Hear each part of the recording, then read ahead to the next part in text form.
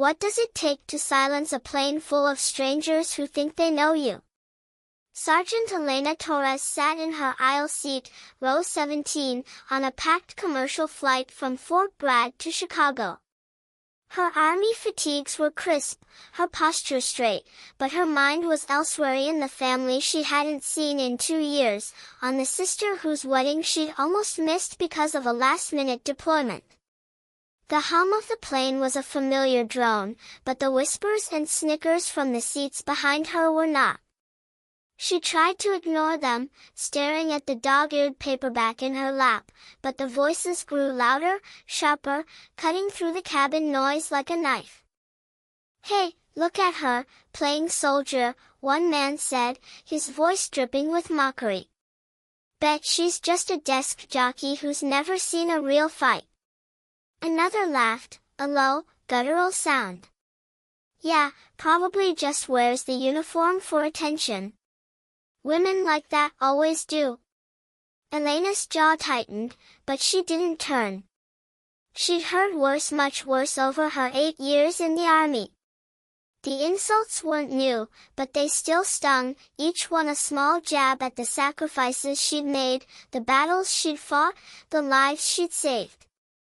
She focused on her breathing, slow and steady, willing herself to stay calm. The plane hit a pocket of turbulence, and the laughter behind her paused, replaced by the rustle of seatbelts and nervous murmurs. Elena glanced out the window, watching the clouds churn below, their edges lit gold by the setting sun. She was used to staying composed under pressure, whether it was leading her squad through a dusty Afghan village or enduring the skepticism of those who assumed a woman couldn't handle the real work of war.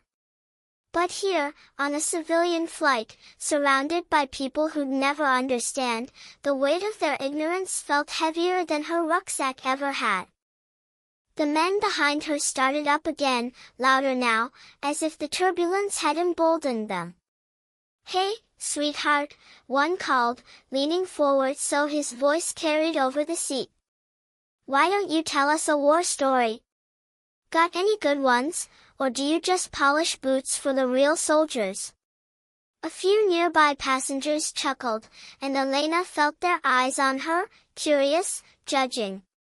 She closed her book, her fingers brushing the worn cover, and turned her head just enough to meet the gaze of the man who'd spoken, a middle-aged guy in a polo shirt, his face flushed with the confidence of someone who'd never been challenged.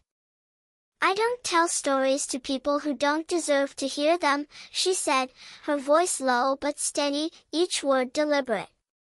The man blinked, caught off guard, but before he could respond, his friend nudged him, laughing. "Oh, come on, she's probably just a recruiter or something.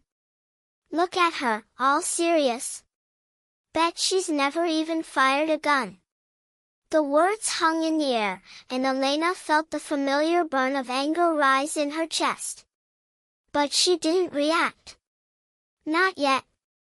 Instead, she thought of her last mission 6 months ago, in a remote outpost where her squad had been ambushed.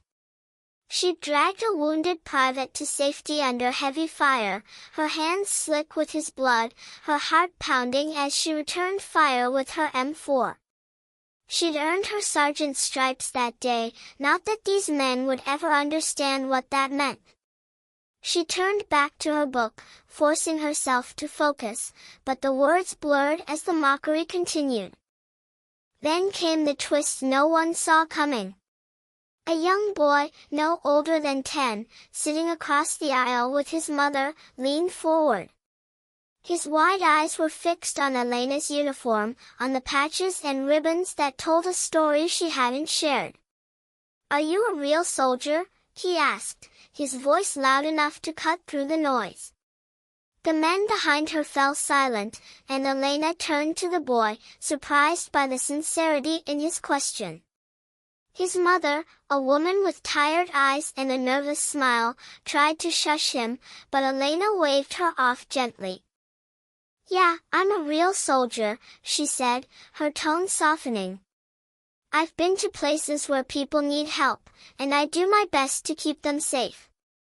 The boy's face lit up, and he pointed to a small pin on her chest, a combat action badge, earned for engaging the enemy in direct combat. "Did you get that for fighting bad guys?" he asked. Elena nodded, a small smile breaking through her guarded expression. "Something like that." The boy's mother spoke up, her voice hesitant but warm. "My brother was in the army. He always said the toughest soldiers he ever met were women. Said they had to be twice as strong to prove themselves." Elena felt a lump in her throat, but before she could respond, the boy piped up again. "Can you tell me what it's like? Being a soldier?" The cabin seemed too quiet, as if the whole plane was listening now, even the men behind her. Elena hesitated, then leaned forward, her voice steady but laced with emotion. "It's about doing what's right, even when it's hard. It's about protecting people who can't protect themselves, and standing up for those who don't have a voice. Sometimes it means being scared but doing your job anyway. And sometimes," she paused, glancing at the men behind her, "it means ignoring people who don't understand what you've been through." The boy's eyes were wide, his mouth slightly open, as if she'd just revealed a superhero's secret. But the moment was shattered by a sudden, piercing scream from the back of the plane.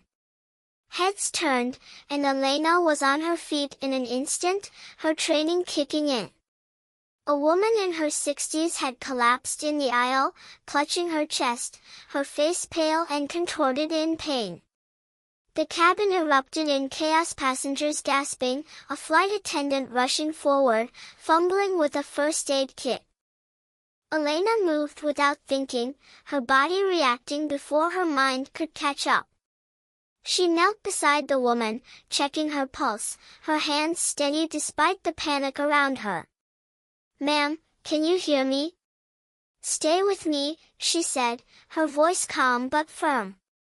The woman's eyes fluttered, and she nodded weakly. Elena turned to the flight attendant. "Do you have a defibrillator? She might be having a heart attack." The attendant nodded, scrambling to retrieve it, but the crowd was pressing in, their voices a jumble of fear and confusion. "Back up!" Elena barked, her command cutting through the noise. The passengers obeyed, stepping back as she worked. She checked the woman's airway, then began chest compressions, her movements precise, practiced.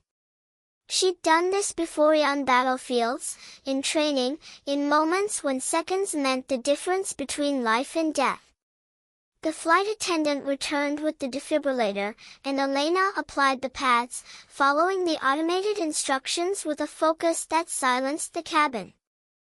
"Clear," she shouted, and the shock jolted the woman's body. Once, twice, then a weak cough as the woman's eyes opened, her breathing shallow but steady. Elena stayed with her, holding her hand, speaking softly until the color returned to her face. By the time the plane made an emergency landing, paramedics were waiting, and the woman was stable enough to be rushed to a hospital. The cabin was silent as Elena returned to her seat, her uniform slightly rumpled, her hands still trembling from adrenaline. The men behind her said nothing, their faces pale, their earlier bravado gone.